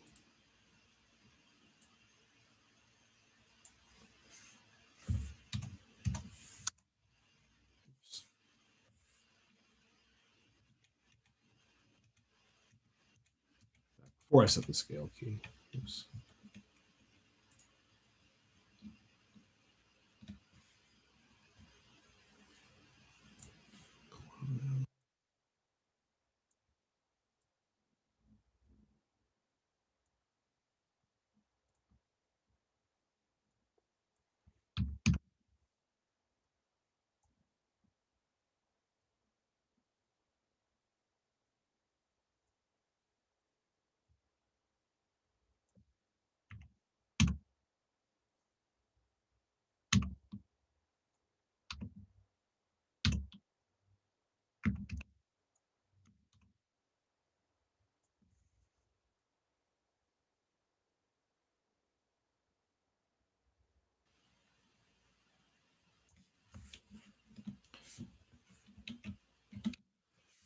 Then let's maybe make that move happen right away.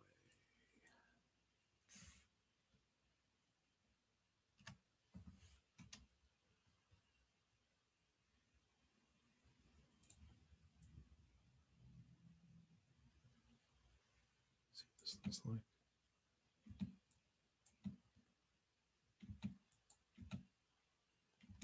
Yeah, that looks pretty cool.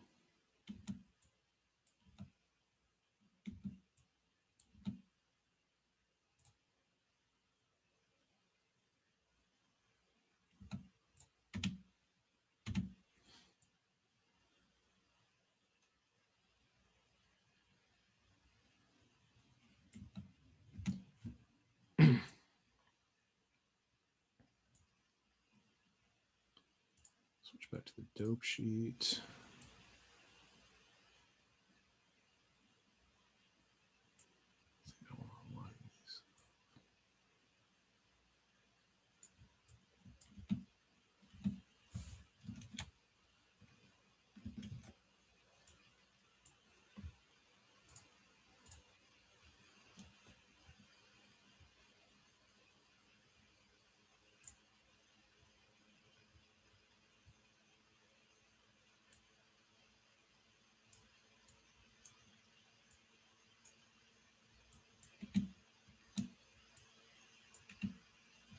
I don't like that little delay, actually.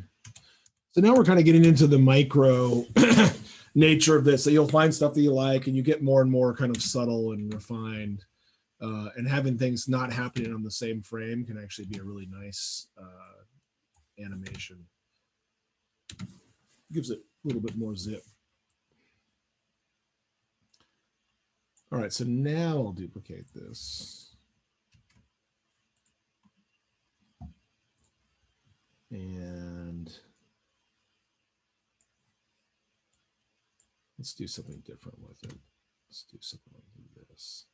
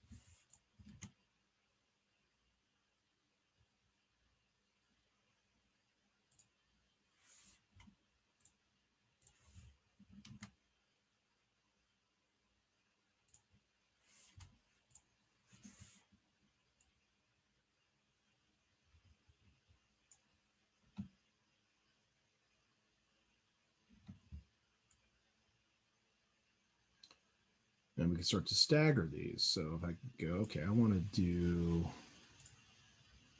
This one to be slower.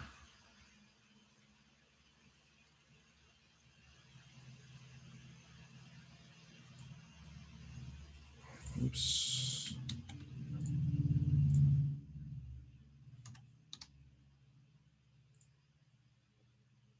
This one to be slower.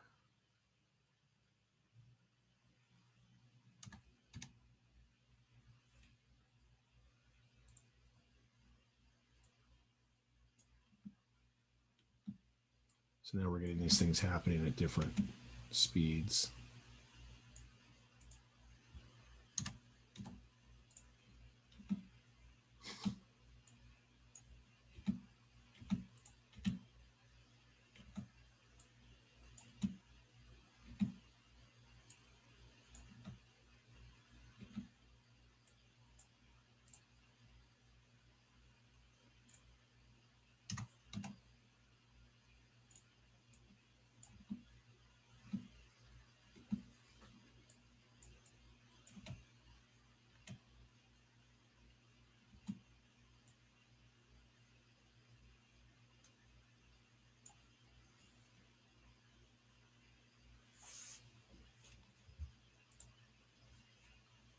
Okay.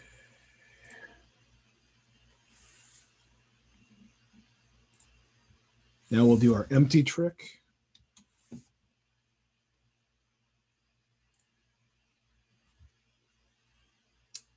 Take these.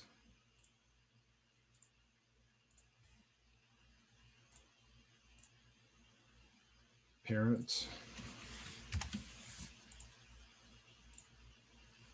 Okay.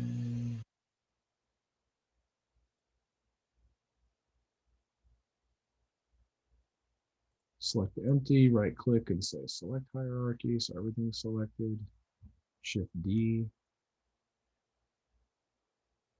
Okay, then we'll take our empty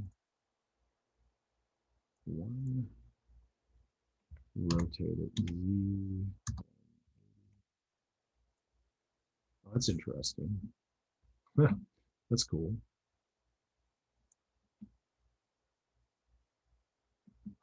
Huh, kind of like that. It's not what I intended, but I kind of dig it. So what it did is it actually rotated it back in 3D space. That's kind of cool.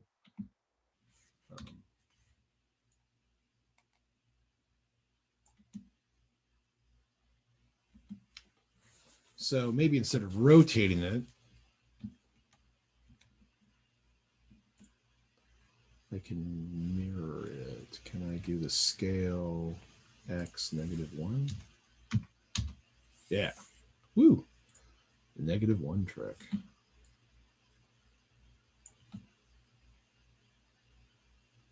Yeah, there we go.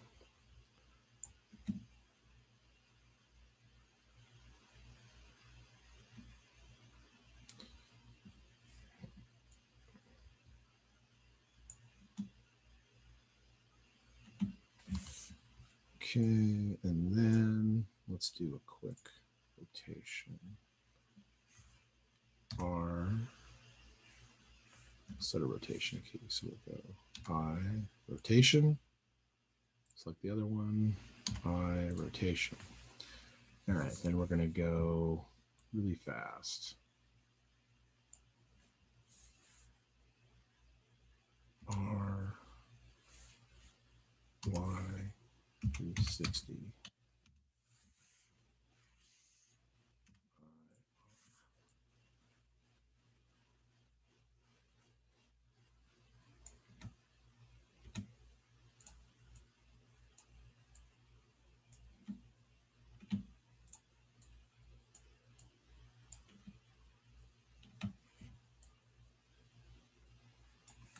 Same thing here.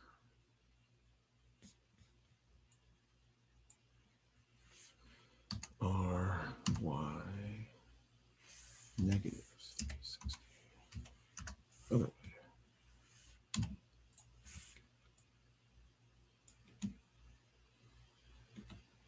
Come here.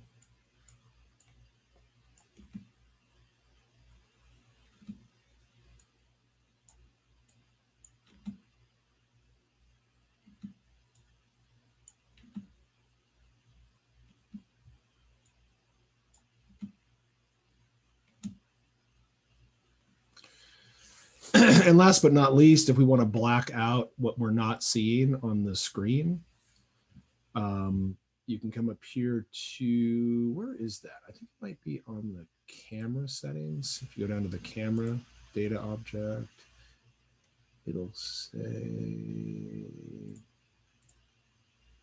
where is that? It's called the Passepartout. I forget where that is.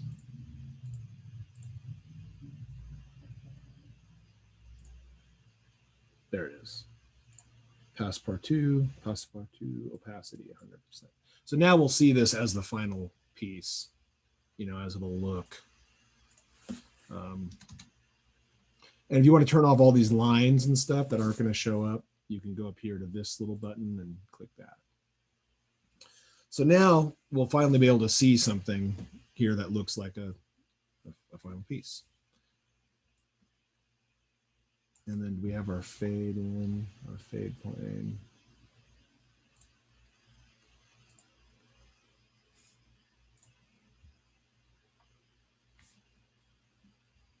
Material fade in. I think I took off that fade, so I'll set that. Alpha blend, alpha. Why is that not showing up? Oh, it's scale. Yeah, so we're gonna go.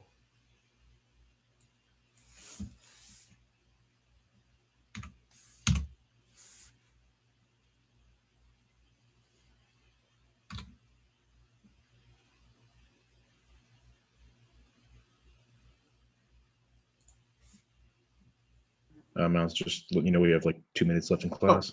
Okay, cool. Well, anyway, we'll just look at it like this. So it's kind of cool.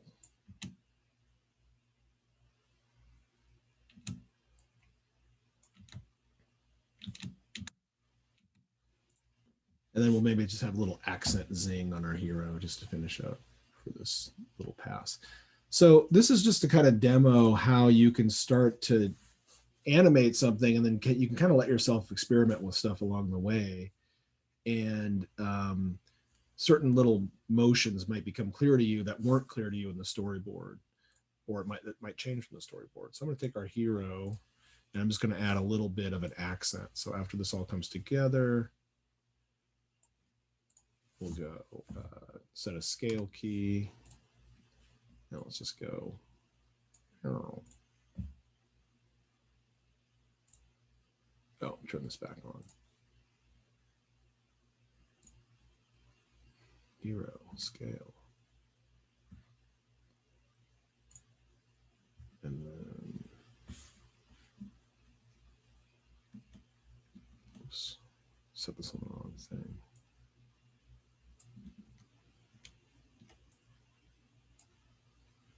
Scale. Insert scale key. Scale.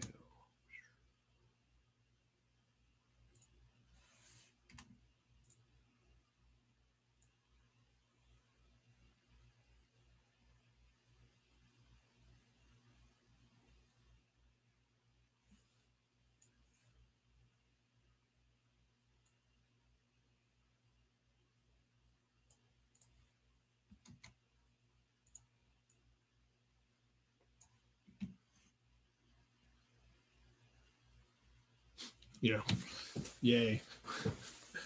But that's just to kind of show how you can start to, you know, animate your shapes and start to combine them together. So let's work on your first project next week. We'll just be more studio time to do it. And then we'll start to look at them a week from this coming Tuesday. And I'll put that up on Moodle. So we can have we'll have this next week to work on these first projects to get them under your belt. Okay.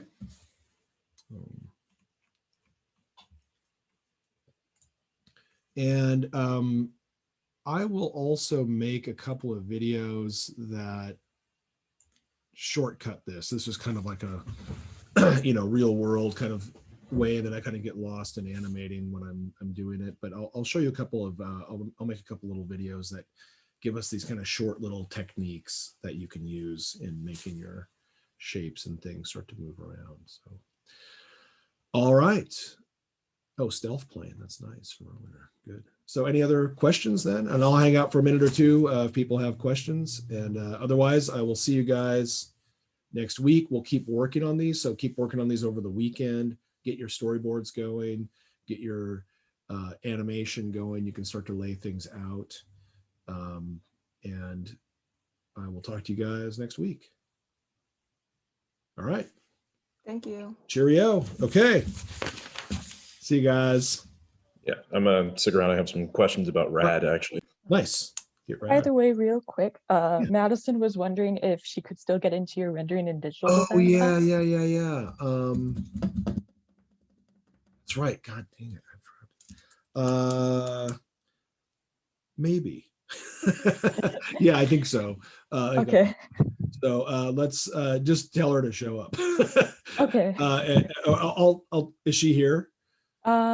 She's somewhere, Okay. not anywhere nearby, but I'll send her an email. I'll give her the info. okay, thank you. Okay. Bye. All right. See you, Brooklyn. Right. Yeah. And speaking of RAD, Yeah. so I'm a little bit confused about project 2.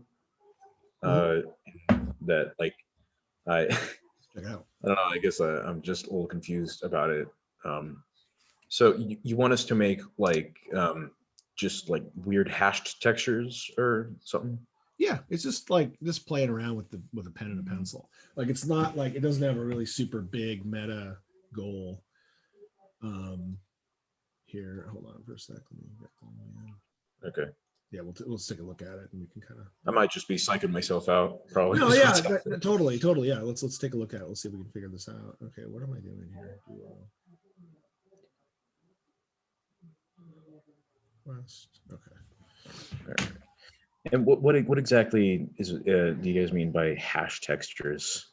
Because I have a vague memory of what that means from like a class I took with Corey. Yeah. With who? Bustamante. Oh yeah, Cody. Yeah, cool.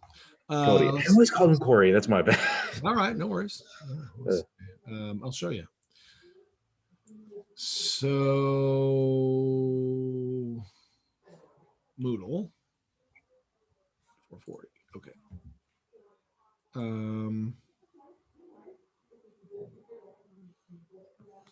Project 2. Okay.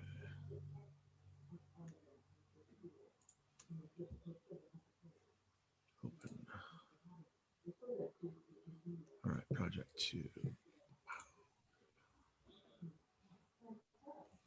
Crosshatch. Yeah. All right, so let's read it. Here, I'll share the screen. So let's go through this together so we can kind of do it. And then I'll also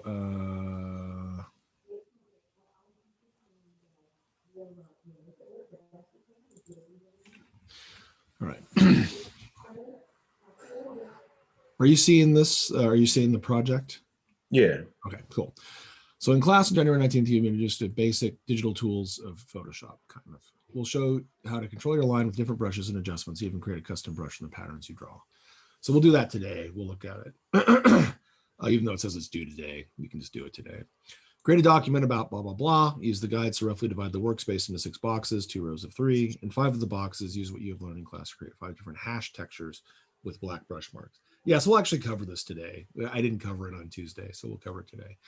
Select one of the textures you have made and use the steps you learned in class to create a custom brush. Experiment with your custom brush in the 6th box. The texture should progress from loose and open to dark and dense. Should be a clear gradient in each of the textures. Use only black and grayscale. So kind of a little background on this is that this is an old drawing thing from kind of how do you use a tool like a pen or a pencil that doesn't have like a brush, like you can just kind of do washes to create tones. So you have to use marks to create tone. value. And so if you just try to color everything in, it tends to look ugly. And there's kind of a stylized way in which artists developed over the years to kind of lay down bunches of marks to create kind of interesting textural experiences, Right. So if you like, this is weird, just looking at this. Oh, you know what I'm saying? Like, yeah, it's all coming back to me. Okay, cool. Yeah, I see. Like, I'm looking at it here. Sorry, my brain's overloaded. Right, from that's cool. Yeah, I'm looking at all these examples, and I'm like, I took like Cody's intro to drawing class, and like this is exactly what we're talking about. So yeah, these are really, I love these examples. So this is Maurice Sendak's Higgledy Piggledy Pop. I think these are just beautiful, but like the way that he's laying out these different types of patterns to create different textures, and then there's a looseness and lightness to it. It's easy to overdo it and kind of lose the plot a little bit. And so it creates both value, but it also creates kind of texture. So you can see how he's doing it back here, where he actually drops out, doesn't use any of the kind of outlines or the contour lines, but they're implied by the accumulation of these textures. So it's really beautiful. I really fell in love with these as a kid. I mean, I didn't know that but I was really like, wow, this is kind of magical. And then when I started drawing seriously, I was like, how the hell is he doing this? Actually, it's kind of like, because when I would do it, everything would get really solid, like too fast or something. It was like, it was harder to do than it looks. You have to have kind of a light touch, you got to kind of, and then it helped me to see other artists, like if you can catch them in the middle of something, like Rembrandt, you can see his etchings in different states of development. So you can kind of see, like this is an early state. So you can kind of see him working loosely here and starting to just throw in these rough marks. But here you can see this is the more refined area. But this to me was really helpful to see how he blocks something in and then starts to lightly kind of accumulate things before he gets too committed to it. But you can see this hatching happening here. Well, actually, I used a little bit of that actually on the shading of my project one. So oh man, I'm just glad I finally I had a name for it and I lost it, and now it's back. I'm so Great. Thanks for reminding me. Yeah. So you can kind of think about just this mark making accumulation. I guess, and it can be, this stuff is fairly consistent, but like Sean's also shown some examples of more kind of squiggly, crazy stuff too. But anyway. Excellent. Thank you, Miles. I guess I'll see you in a bit. Some out right now. All right. See you in a few. All right. See you then. See you, Andrew. Miles.